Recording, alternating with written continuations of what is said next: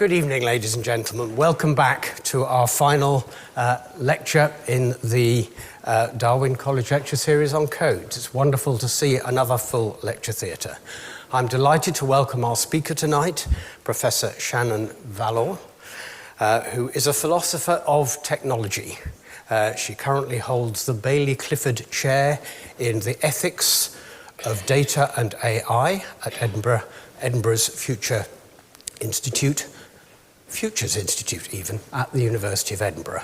And she's also a co-director of UKRI's Bridging Responsible AI Divides programme. She has been a distinguished academic, both here in the UK and in the United States. And her past experience, and indeed her current job title, suggests she's going to be brilliantly placed to bring together many of the threads and themes that we've explored with previous speakers over the last 7 lectures, especially in terms of the roles of codes and coding for the future of humanity. So it's a very great pleasure to welcome Professor Shannon Vallor to deliver her lecture.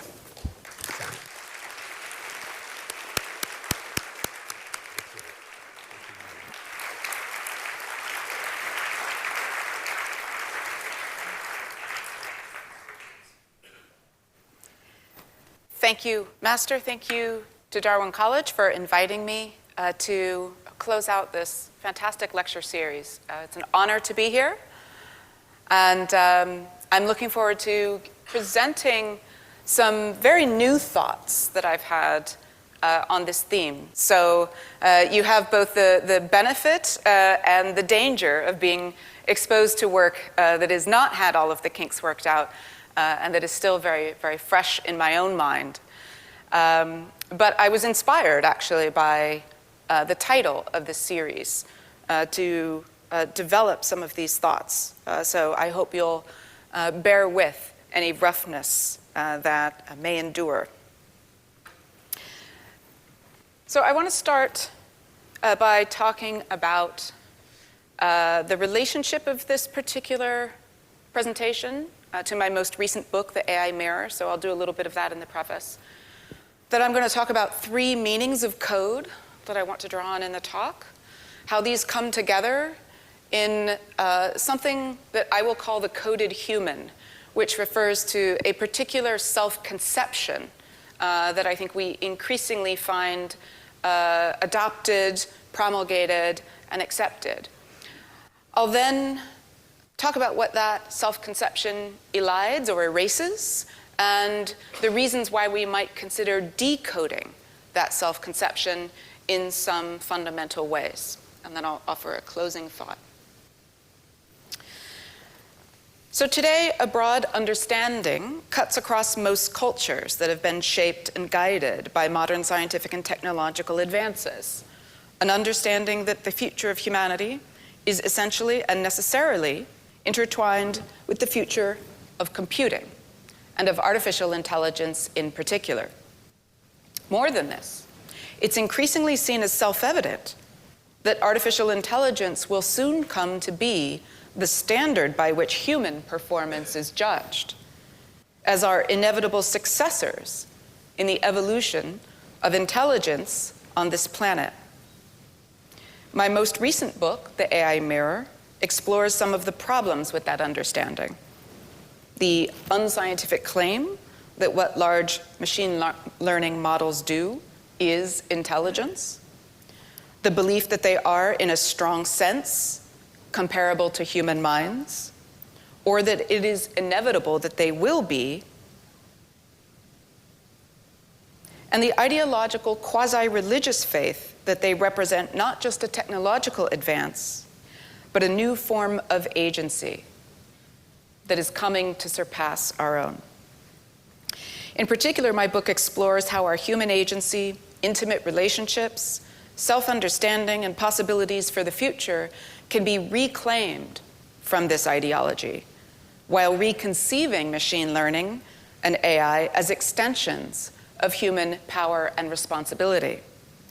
And like all forms of human power, AI is only socially and politically legitimate if it is well governed by democratic institutions and not imposed upon peoples arbitrarily and without constraint or accountability.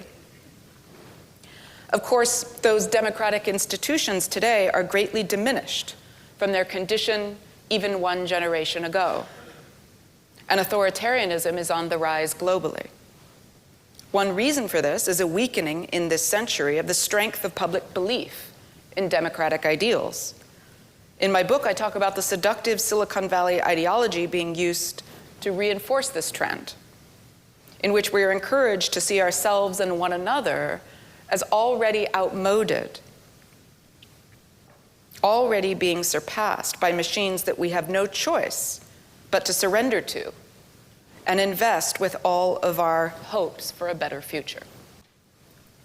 We are told that humans have had their chance, but are too inefficient, too irrational, too weak-minded to govern ourselves, devise our own policies, and solve our own problems. From the personal to the political, the rhetoric is that AI technologies are, or soon will be, able to do for us what we cannot do for ourselves. In the book, I use the metaphor of a mirror to resist this narrative, to show how and why AI-generated outputs are increasingly being confused with and exchanged for the underlying human realities and experiences whose patterns these outputs merely reflect. Like Narcissus, held so captive to the illusion cast by his own reflection that he loses the ability to care for his own life, we risk becoming unable to separate ourselves from AI's mirror images of our own past thoughts and decision patterns, continually reflected back to us by AI through the immense power of data and code. AI is not an alien intelligence arriving, as ex-Google CEO Eric Schmidt and others have recently stated. As a mirror of patterns of past human intelligence built and deployed today by humans, there is nothing alien about it. AI is human all the way down. Nor is it itself intelligent any more than the reflected face in your bathroom mirror in the morning is sleepy or hungover. But why do we believe it to be intelligent? Why does the AI mirror illusion capture us in a way that the bathroom mirror does not?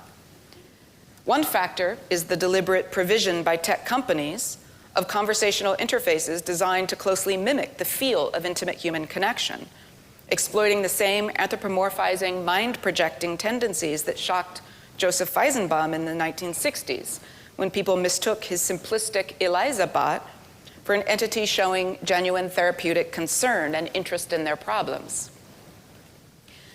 But these tools still show us their lack of genuine intelligence so often and so readily that the Narcissus illusion really should have been punctured by now. Most of us have seen examples of supposedly human-beating AI tools failing at simple tasks of common sense understanding that an 8-year-old child would not struggle to complete, or regurgitating silly, nonsensical internet jokes as factual news reports, or fabricating falsehoods out of whole cloth. AI mirrors, unlike intelligent beings, don't seek out the truth. They generate truth-shaped word collages. That's how they work, even when they get the answers right, which is pretty amazing, because they do get them right quite a bit. It's not because they know what in the world they are talking about. It's because they're very good at guessing at truth-like word arrangements. But that's simply not what we do when we think. But here's the thing. Some of you in the audience, I'm not sure how many, some of you just now thought to yourself, yes, it is. You're thinking, really? Humans just do the same thing that large language models do. What more do we do than just regurgitate patterns of words we've heard before and arrange them in the shapes that other people expect? That's all that thinking is. I know that some of you have had that thought just now, because in every talk I've given in the past 2 years, at least one member of the audience has expressed the same view in the Q&A, usually more than one. I began seeing it years ago in exchanges on Twitter where the deflationary view of large language models as just doing some form of pattern matching and autocomplete and word prediction was being contested not by saying that large language models are doing more than that, but by people claiming that we don't do more than that we ourselves are just fancy autocomplete, just mechanical, statistical word pattern matchers and generators. So this talk is going to focus on the roots, I think, of that intuition, which I regard as deeply mistaken and deeply dangerous, but increasingly widespread. Why is it widespread? And why is this deflationary view of the human person, which I think helps to explain why the illusion that AI is intelligent can still work on us? Because we've degraded our sense of what our own intelligence requires, right? Why is that view so persuasive and so attractive to many? In this talk, I'm going to articulate a notion of the coded human, a culmination of a deflationary, reductive approach to human self-understanding that has developed throughout the modern era. It's not an artifact of AI. But today, accelerated by the self-interested commercial and political ideology that permeates the commercial AI ecosystem, that approach, that self-understanding, I think, is approaching the terminal stage. Terminal in two senses. First, that this ideology can logically progress no further. And second, that it's an ideology fatal to the human project if it is not resisted with the strongest medicine. Following the historical arc of this ideology in a manner heavily inspired by Charles Taylor's 2007 magnum opus on modernity, The Secular Age, I'm going to expose the dominant role that code, in all of its meanings, now plays in our shared understanding of ourselves and our humanity, and the humanity of others. I'll argue that code, and the ideals and assumptions it embeds, has for many of us become so encompassing and formative of our daily experiences and expectations of ourselves and one another that we can no longer easily challenge or even perceive its force. The talk therefore poses the question of what it might mean to decode our humanity in multiple senses. The first is to reclaim an understanding of the human person as more than a resource of information to be efficiently stored, secured, used, and regulated by other systems. The second is to regain access to the experience of our humanity in its fullest form, one not yet reduced to a sum of machine-readable and executable scripts. The third and most provocative is to ask what it might mean to not merely decode, but move beyond the frame of code altogether in seeking to understand ourselves, our kind, and our possibilities for the future. So let's talk about these three meanings of code. So we can start by surveying many things we might mean by the English word code and all of its derivative concepts: coding, encoding, decoding, code breaking. The earliest meaning derives from the Latin codex, referring most commonly to a book or manuscript. By the 14th century, the term had become associated with a book or other written volume containing the systematic enumeration of laws or statutes. We still use this meaning of code today when we speak of a system of laws, rules, or standards of conduct, the criminal code, the civil code, a professional code of ethics. In this sense, a code is a body of prescriptions for regulating human behavior. A very different but related meaning of code arises in the 19th century, when the study of telegraphy finds it expedient to refer to a system of rules for the use of communication signals, and particularly the ability for such a code to function as a cipher, a system of rules used to store and transmit information in a more secure form. While the practice of cryptography dates back to antiquity, by the 19th century we see a growing interest in cryptography as a science, beyond a practical interest in ciphers as ad hoc security techniques anchored in wider culture by fictional personas like Sherlock Holmes. Mathematicians in this period increasingly began to conceive and study these techniques systematically. By the 20th century, the popular meaning of code had expanded well beyond the systematic enumeration of rules to anchor on the securitization of information and goods.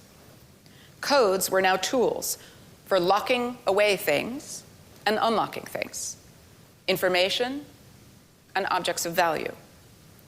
The celebrated role of real-world code breakers like Alan Turing in World War II merged with the secret spy codes of Pulp Fiction, the plastic decoder rings that appeared in American children's cereal boxes, and the passcodes that replaced our keys to safes and doors. 20th century advances in two initially unrelated scientific fields came to eventually shape a third meaning of code. Not just a tool for enumerating rules or securing goods, but a tool for executing actions. In the 1940s, the concept of programmable machine code became foundational to computer science. And from there, the meaning of code becomes inseparable from the modern project of algorithmic automation, the ability of a machine to use software code to autonomously read and carry out a meaningful script, a sequence of human instructions for action. Code no longer simply regulates. It no longer simply secures. It executes. It's not only computer code that executes action, however. In the 1950s, the scientific discovery was made of what came to be called the code of life, DNA. It was the physicist Erwin Schrödinger who first framed the idea of biological structures as a kind of code, a system of rules or instructions for building and maintaining living bodies. DNA and RNA molecules depend for their function on what we call codons, combinations of 3 of the 4 possible nucleotide bases that regulate and dictate the construction of protein chains in the living tissues that make up our body. It becomes possible then to understand living bodies, including ours, as nothing more than organic artifacts built by molecular readers and executors of genetic code. Okay, so we now have these 3 meanings. Today, this understanding of what life essentially is dominates the view of many, perhaps most well-educated people in the West. Despite the fact that this third meaning of code is only a very partial view of biological reality, one that, when taken as the whole, elides the conditioning of all life and all bodies by our physical and social environments. By the 21st century, then, these 3 senses of code are already deeply embedded in human self-understanding. Codes are the rules by which humans regulate our own behaviors and those of other humans, and the rules by which we govern our societies. Codes are the tools that humans use to secure and access knowledge and other things of value. And finally, codes are the mechanical routines of self-replication and execution that enable humans to exist and endure. Like all useful frames of understanding, the self-understanding that results from these meanings of code is deeply true. It's also incomplete, partial, and misleading when it becomes our only frame of understanding. In the rest of this talk, I'd like to explore the limits of this frame and what we might have to gain by decoding our humanity. And here I mean decoding in a dual sense: unlocking or accessing information of value that has been hidden, secured, and locked away from us. So that's decoding as one word without a hyphen. But also literally decoding with a hyphen after the DE, stripping back, if only for the benefit of new insight, what the frame of code has imposed upon our self-understanding, and seeing what sense we can make of what remains. The second operation facilitates the first. That is, by trying to strip away what the frame of code has added to our self-conception, even just temporarily, we may regain access to some valuable truths about ourselves that have been concealed and locked away from us for far too long. Let's examine further the contemporary view of the human person that I am suggesting needs to be decoded. There are at least 3 ways in which the idea of code has come to encrust our self-understanding, corresponding to the 3 meanings of code I've outlined. So here's the first. This is the conception of the human person as a rule-driven individual situated within a rule-driven society, a being whose ideal behavior and fullest modes of existence are exhausted by a complete and accurate enumeration of the code. So humans, both as individuals and as societies, are bodies of rules, scripts, and laws that determine our proper actions. The second concept of the human is that of an entity or species of entity that can be fully known and understood only by advanced cryptographic techniques, by which I mean finding hidden codes that will unlock the underlying patterns and causes of all mental and physical phenomena, which on this view are themselves not the person, but mere superficial appearances and effects. I'll talk about each of these in a bit more detail. The third is the notion of the human as an organic, self-replicating machine that runs and executes a program, a nested and networked series of coded scripts that jointly compose the essence of the person, with a worth to be measured in terms of the productive capabilities of that script and its resulting efficiencies and utilities. And of course, that's the view that is gaining the most traction today. And AI and the ideology behind it are a powerful reason for that. But let's go back to the first one again. So we might mark the birth of this first idea of encoded humanity in the 18th century Enlightenment, or the preceding movements of mechanistic philosophy in Newton and Descartes. But its roots are as old as law itself, and its tendrils stretch way far into the future, into today's schools of contemporary political, moral, and legal philosophy, embodying the latest manifestations of what Charles Taylor in the secular age called modernity's rage for order. As he tells it, modern ethics illustrates this fetishism of rules and norms. Not just law, but ethics is seen in terms of rules. In Kant, for example. It's not that we could just abolish them, but modern liberal civilization fetishizes them. He says, we think we have to find the right system of rules, norms, and then follow them unfailingly.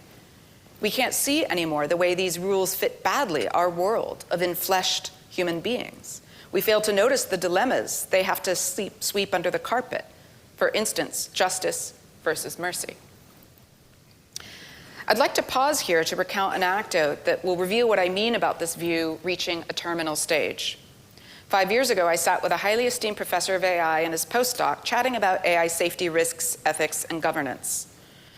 The day was highly collegial and productive until it came to a deeper technical discussion about the prospects of achieving what is often called value alignment, which means making AI's values reliably aligned with our own. And one path to achieving that was being proposed in this conversation was by building ethical competence into AI machines themselves. This is the project long known as machine ethics. I'm a well-known, long-standing skeptic about machine ethics. Not that I think it's metaphysically impossible, but only insofar as I think the systems we're building today are fundamentally the wrong kind of AI for that project. But my computer science colleagues were perplexed. On their view, all you have to do is build the correct ethical rules into the system. And then to address the inevitable moral conflicts between rules, you just weight the satisfaction of each rule appropriately in the objective function of the system. That is, the algorithm that optimizes the performance of the model for what you want.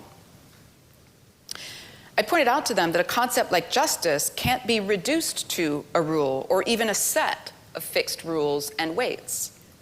Justice is an inherently contested, ambiguous, and socially negotiated concept that has no fixed and final definition. Since it's essential to the idea of justice that new and unexpected claims of justice must be able to be heard. And thus the concept and application of justice must be open to these future unknowns, which cannot be predicted or adjudicated in advance by a rule. So the point here is that justice, this is not a flaw in our understanding of justice. It's actually a flaw in our understanding of justice when we think we can make a fixed and final and complete definition of it at any given time, because that closes the door to what justice does, which is leave us open to moral understanding that grows in unexpected ways through the claims and experiences of others. This is what Taylor was thinking about when he spoke of the contested nature of justice, understood as issuing due consequences for harm or wrongdoing, versus justice as meriting mercy or forgiveness. Taylor's point is that there's no rule that can always determine what justice looks like in a given case. We have a pile of useful rule-shaped heuristics for the administration of justice, and we rely on them heavily, as we must. But were the meaning of justice to be reduced to whatever rules we already have, we would never have abolished slavery, or granted full legal personhood to women, or even dispensed with kings. The moral realities of the concrete situation, as revealed to our moral judgment by testimony of the experiences of those involved, form a part of justice that is always outside the rule. When, however, I tried to convey this philosophical nuance to my AI colleague's postdoc, he stared at me blankly and told me, "I think you're just bad at math." The point is that this young man, like his supervisor, held as an ideological commitment the belief, what Taylor described as an increasingly fetishized fixation within modernity, that justice is not at its base an act of human moral discernment, but the unfailing application of a correct pre-specified rule which can moreover be converted without remainder to mathematical terms. Here we are already within the scope of the coded human, in which the human act of judgment is rendered ultimately superfluous. All that really matters is the rule. The second vision of encoded humanity took firm hold in the 19th century and became the dominant 20th century view of the human person and species as an object of scientific inquiry, one that could only be properly understood and, more importantly, predicted and managed through the discovery of hidden genetic, psychological, and/or sociological codes. This assumption underlies and binds theories as distant as Freudian analysis, Marxism, eugenics, and behaviorism. For example, consider 20th century behaviorist psychology. Behaviorists conceived the human person as an entity that could be properly understood only by reducing rich psychological concepts like beliefs, values, desires, purposes, and fears to a set of rule-governed or law-like relationships between externally observable events. That's because the naive empiricism of the behaviorists, inherited from the logical positivists of the Vienna Circle, denied that psychological states could be directly observed. The result was the conversion of all animal and human psychology into what Charles Taylor called an impoverished data language, a language that described only observed relationships between the animal's environment and its movements. So fear or pain, whether in a rat or a human, becomes simply a mechanical rule of stimulus avoidance. As Taylor notes in the explanation of behavior, this has the perverse result of giving us a psychology that is entirely vacuous, devoid of actual psychological states.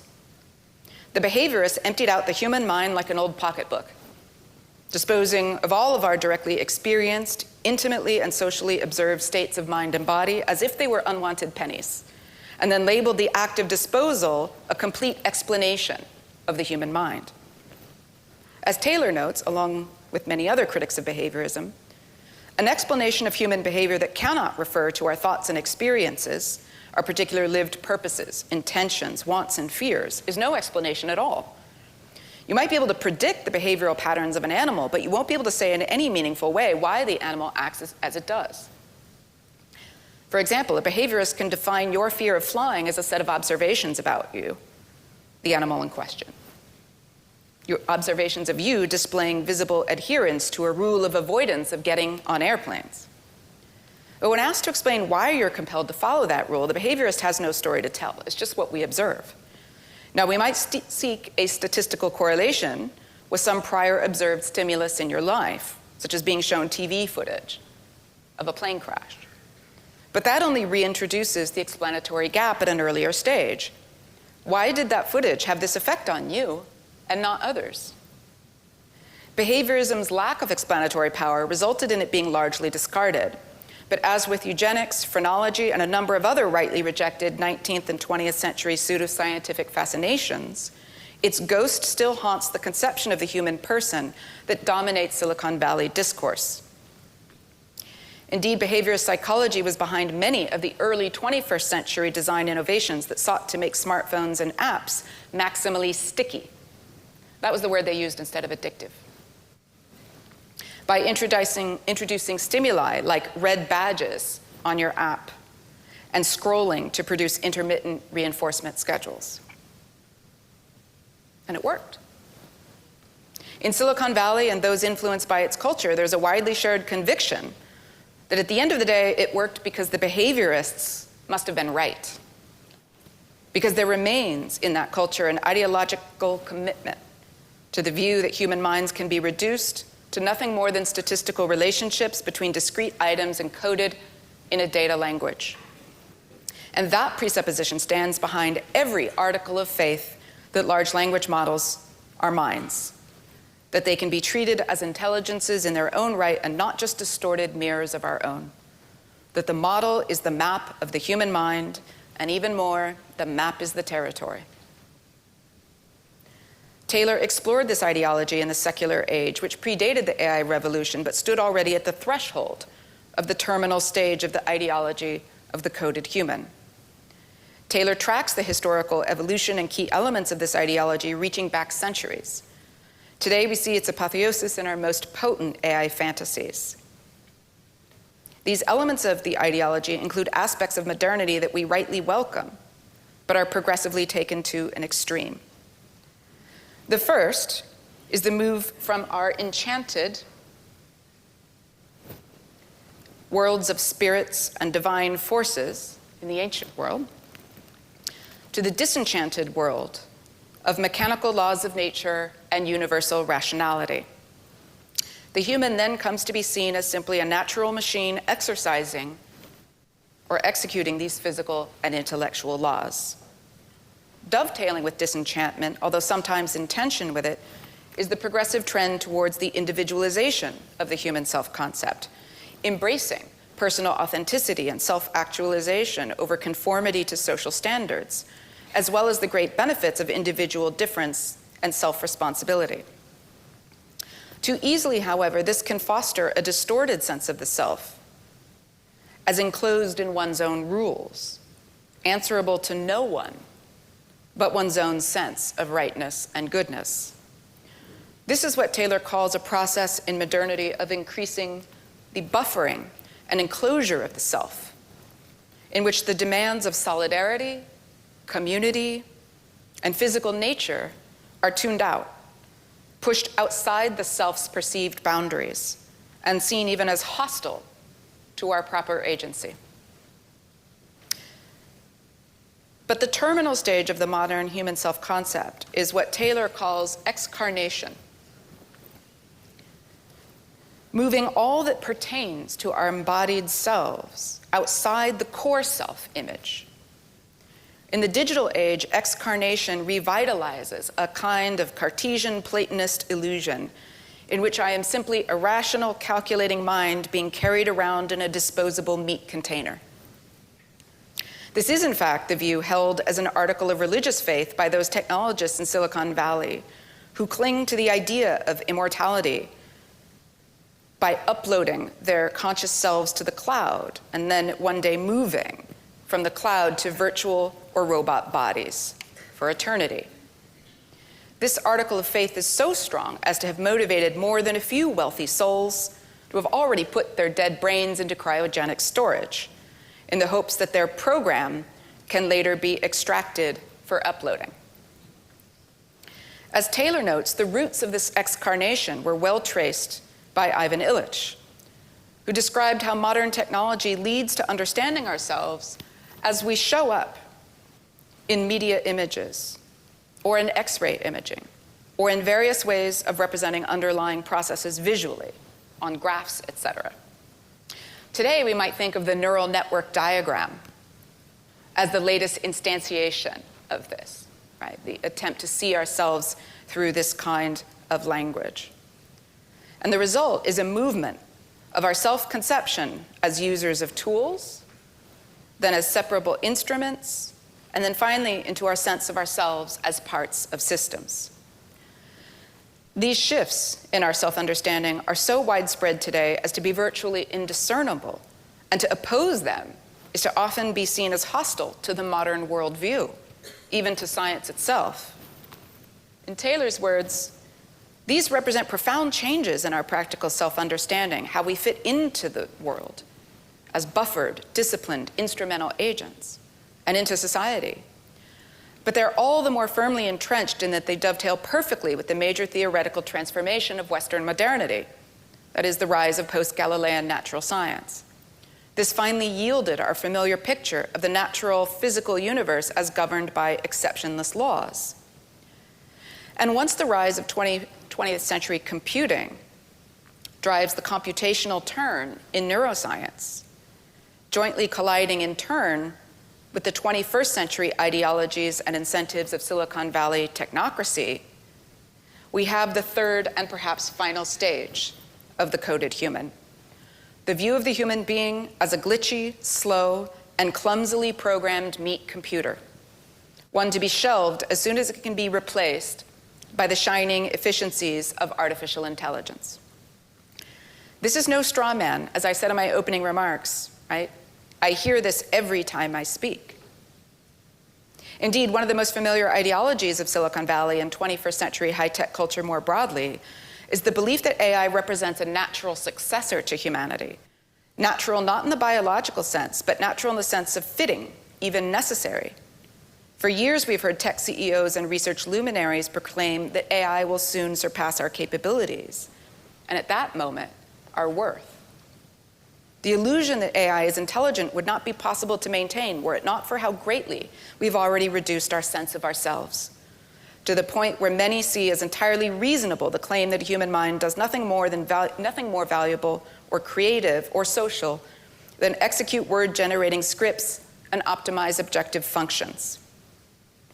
This would not be possible had we not marked as inadmissible or irrelevant all the evidence of our lived, embodied, conscious experiences of our physical bonds with the world and others, things which are, despite the illusion of excarnation, not outside the self, but alongside and interwoven with us.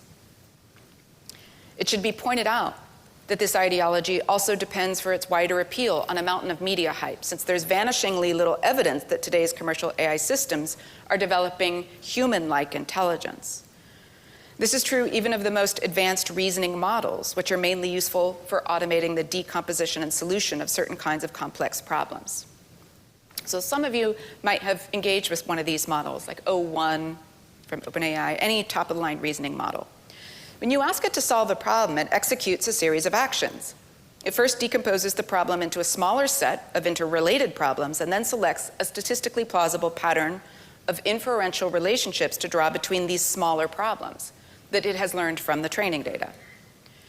Now, in many cases, the training data are sufficient to yield a correct or at least plausible solution. But these reasoning models, we find, are just as prone to fabrication and error as older models, especially on simpler problems, for which a complex reasoning procedure is overkill. Now, an ordinary large language model fabricates falsehoods because it's not looking for and can't recognize actual truths. As I said, it's just designed to use patterns in the data to assemble blocks of words into familiar truth-like shaped sentences and paragraphs. And it's doing this even when the answer it generates happens to be true. That is, a large language model's operation in the case of fabrication, or as it's more commonly and mistakenly called hallucination, is exactly the same operation it's performing when we're satisfied with the output. Any true answer from a large language model is just a happy manufacturing accident. It's not an intellectual discovery. In the same way, a reasoning model is not a machine for actually reasoning or thinking. It's a machine for generating reasoning-like shapes out of blocks of language.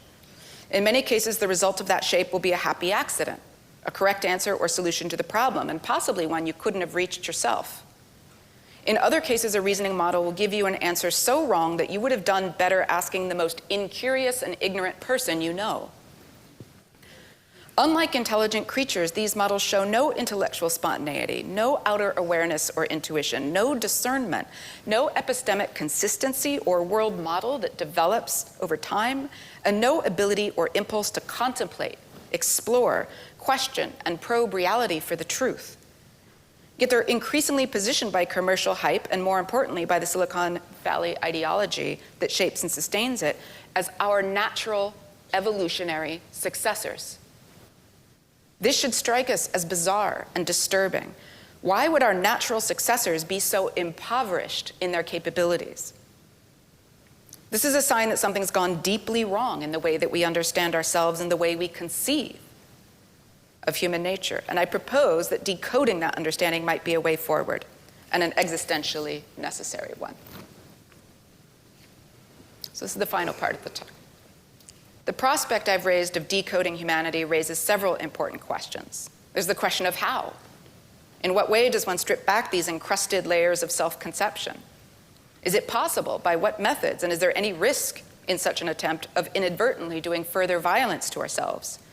For example, could challenging the notion of the human person as a coded machine that merely executes the biological program given lead us back to harmful pre-modern ideologies that sought to blame and punish individuals for every one of their physical, cognitive, and behavioral limitations? A second question is who? Is the exercise of decoding humanity, even if we assume this is a worthy and constructive end, a collective one? Is it a task for academics or artists? Is it a task that's only needed in the Silicon Valley-influenced West, or has this impoverished state of our self-understanding spread far further? Who has standing to challenge it? A third question is why? What can anyone individually or collectively hope to achieve by this effort? Is the impulse to decode it somehow just misguided romanticism, a nostalgic longing for older, more humane and comforting representations of ourselves? Or is there a more compelling reason that justifies this effort? The final question is what? What kind of human self-concept survives this decoding or is reconstructed from the rubble? Do we return to pre-modern romantic or religious views of the human person, which were themselves also parochial and impoverished in ways that moderns rightly criticized? Or is this an opportunity to take human self-understanding in new and fuller directions? The first three questions deserve their own talks. Here, I'm only going to sketch some possible answers to the fourth. There are at least three philosophical views of the past century that might offer alternative ways forward. One is a postmodern, deliberately destabilizing view of the human person, in which decoding reveals no deeper, richer, core truth about ourselves, only a play of meaning that exists in a perpetual state of movement and difference. Drawing on Wittgenstein, we might say that we are language games all the way down, and that philosophy's task is not to find the hidden code behind the games we play, but to offer a therapeutic release from the decoding impulse once and for all. Likewise, we might follow Richard Rorty in suggesting that there's no bedrock or authentic sense of our humanity, only an endless variety and diversity of culturally, locally, and historically contingent stories about what it is to be human. And if some of us are very tired of the story of the coded human that has been told of late, then fair enough. We can write a new story and see if those around us wish to hear it, but there's no better story to be told. Or as Michel Foucault suggests, we might each see ourselves as no more than a personal work of art in progress, with no template or standard to aspire to, only the creative force of our own self-making. A related, but quite distinct alternative is to revive the existentialist view of the human person. That view gained favor in the mid-20th century and post-war period with Camus and Sartre and Beauvoir, alongside and in direct opposition to the philosophy of the coded human. But by the turn of the century, existentialism had been well overtaken. On that view, there is no hidden code to be found that runs the human mind or body, because the only true essence of the human person is the radical freedom provided by our conscious agency, and the burden of being morally and politically responsible for exercising that freedom, no matter the circumstances in which we find ourselves. To be human in the existentialist view is simply to be unmoored and unguided, surrounded by endlessly conflicting desires, impulses, expectations, and instructions with no code for correctly solving these ambiguities. There is only radical choice. For example, I can't choose having been born an American, but I am forced to freely choose right now, as I have been in every moment since I gained consciousness of this fact, how to accommodate that unchosen fact in my identity. I must choose to be proud of it or ashamed of it, to be grateful for it or resentful of it. I choose to be anxious or resigned or angry or hopeful about it. I choose to renounce my citizenship or continue it. And not choosing is still choosing. For example, if the anxiety about my American origin wells up from a place I don't choose, then I have to choose whether to try to alleviate that anxiety. Do I grab a Xanax? Or just tough it out? There's no code that will tell me which is the rational or better choice for me in any of these cases, or rather in using a code such as do whatever gives me the most mental quiet, I'd just be dishonestly covering for the fact of making my own choice. But there is in this existentialist view, unlike that of Rorty or Wittgenstein or Foucault, a grounding reality. Not a fixed encoded human nature, but a shared and universal human condition, which grounds our freedom and creates a kind of moral and political urgency to our lives, and a duty to act in solidarity to protect the exercise of human freedom wherever and whenever it is threatened. On this view, to decode our humanity is to reclaim and reassert human responsibility and freedom from code, and to defend it, not just philosophically or aesthetically, but materially and politically. The third view is put forward by Charles Taylor and others who maintain a commitment to decoding the human and breaking the suffocating modern crust of naturalized rationalism, what Taylor calls the immanent frame, to reestablish human openness to the world and one another. Taylor, like the existentialists, repudiates the idea that there's some natural or rational code that governs us without remainder, or even that it would be good if we were governable in this way. As he says, we can't live without codes. But he also says codes, even the best codes, can become idolatrous traps, which tempt us to complicity in violence. Yet unlike the existentialists who take the absence of transcendent codes to condemn us to a universe that is ultimately absurd and without meaning, Taylor refuses to adopt the view of ourselves as radically alone, abandoned, cut off from guidance from transcendent sources of meaning and value outside ourselves. Taylor seeks a notion of the decoded human as unstable and free, but hermeneutically open, not abandoned to the void to make meaning and value from nothing, as the existentialists would have it, but creatively responding and transforming meanings and values made and given to us by others and by the world around us. Taylor is not calling us to pull ourselves back to the comforting enchantments of religion. Instead, he's reminding us that the disenchantment by code is its own kind of ideological refuge from our human anxieties, one that is no less vulnerable than religion to becoming an instrument of terrible violence and self-deception. He tells us we should find the center of our spiritual lives beyond the code, deeper than the code, in networks of living concern, which are not to be sacrificed to the code, which must even from time to time subvert it. This message comes out of a certain theology, but it could be heard with profit by everybody. To see that the secular image of the coded human is no more neutral and no less ideological than the religious conception, Taylor rejects the modern interpretation of secularism as a process of subtraction, one that successively removes in each stage of movement away from the enchanted world of the ancients some illusion or false ornament from our understanding of the person. Right? It's not the case that the modern coded human is just what's remaining after we strip away all these illusions. Instead, Taylor points out that modernity's progressive movements of excarnation, enclosure, disenchantment, and rationalization of the person have always been a process of aggressive construction of another alternative image of the self, the one that I have called the coded human.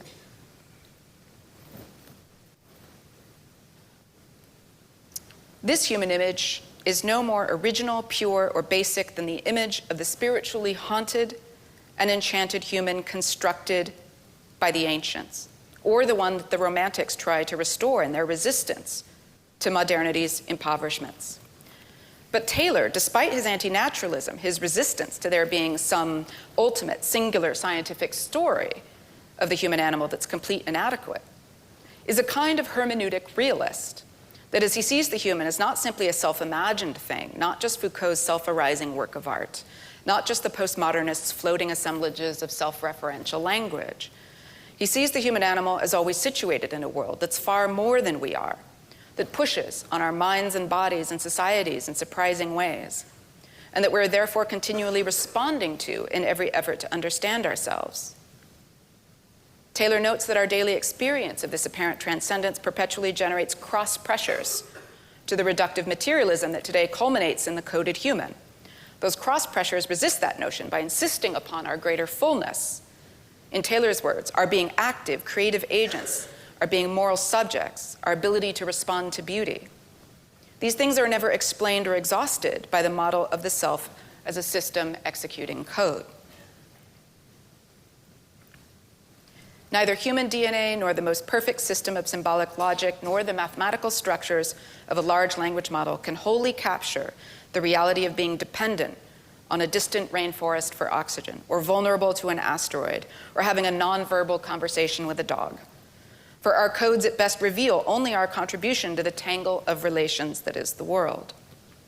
Each of these frames, whether they make claims to a universal human condition or deny it, whether they leave us closed in our freedom or open to radical transcendence and truth like Taylor, is nevertheless a resolutely Western European frame.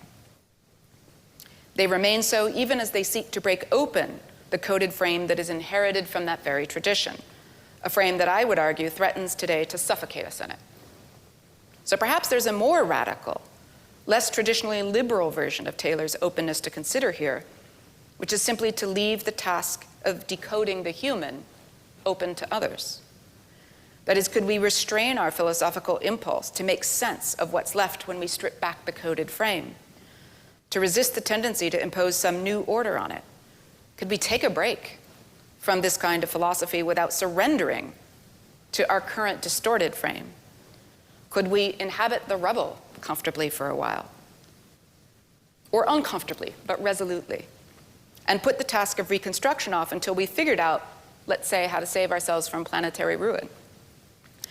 Could we turn the Western philosophical tradition into a temporary praxis of listening to and observing the world and one another, rather than solving or understanding or decoding the human problem? Can we live in our incoherence and ignorance of ourselves, and might that teach us more than we think? Taylor gestures to this in The Secular Age when he remarks upon the feat attained by William James, to stand, quote, in that open space where you can feel the winds pulling you, end quote, toward the dual poles of self-understanding, reductive materialism on the one hand, enchanted embodied transcendence on the other, without moving to take shelter in either of them. In some sense, this might sound like the postmodern solution I started with, but I'm suggesting something different.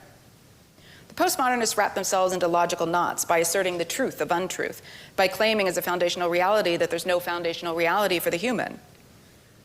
Wittgenstein spoke of philosophy as a kind of therapy, one that offers to dissolve rather than solve the problems that we endlessly create for ourselves with our language. But I think that misunderstands what good therapy does. Therapy doesn't just dissolve our problems.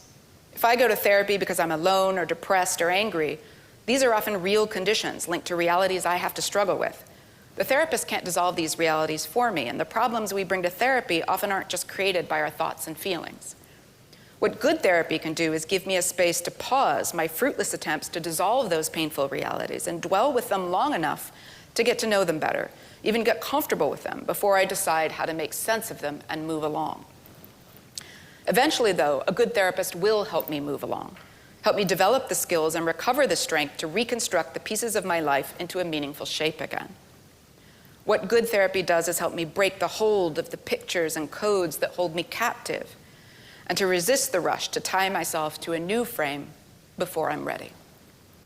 This might then be a good moment for a return to Western philosophy's origin story, or one of them anyway, the original Socratic form of therapy as a confession of confusion and ignorance, and being led to a humble dwelling in it.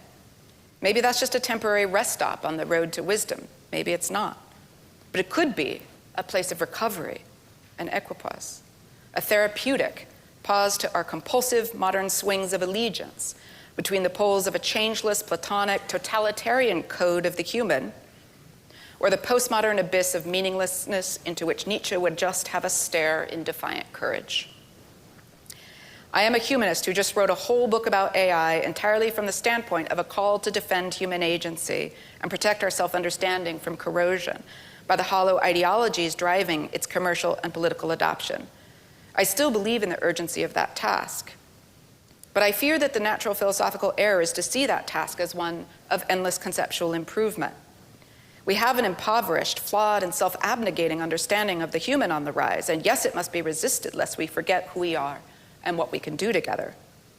So what seems to follow, it falls to the philosopher to supply the superior account of the human person that brings those possibilities into view. As a philosopher, that appeals to me, even compels me. But I think perhaps there are tasks that call the philosopher more urgently today than even a correct philosophical anthropology. After all, nearly any philosophical account of the human person offered in the 20th century is richer, more robust, and more protective of human agency and potential than the denatured one currently offered by the AI technocrats. Just pick one. Be hard-pressed to do worse. Instead, therefore, of trying to make perfect sense yet again of the endless puzzle that is ourselves, I suggest a therapeutic break, a looking outward to the sky that sometimes seems to be falling, a fact about which too many philosophers and academics of all stripes seem to be remarkably sanguine. Why is the task of challenging the political and economic forces steering us onto a path of imminent planetary ruin taken up by so few in our most esteemed schools and departments of philosophy? Why is the current systematic destruction and pollution of the informational sphere that science depends upon, and the disemboweling of the institutions of rule and law and independent journalism that keep democracy alive, not the things that get most philosophers out of the bed in the morning? I'm going to end then where philosophy always begins, in wonder and ignorance, and the notion that their union is the force that drives our minds and societies forward. We stand surrounded by a modern self-conception of the coded human that has reached its terminal stage, but the patient is not yet dead or doomed. Precisely because we are so much more than our codes, we are still able to perform the philosophical and political task of healing ourselves. Let us begin.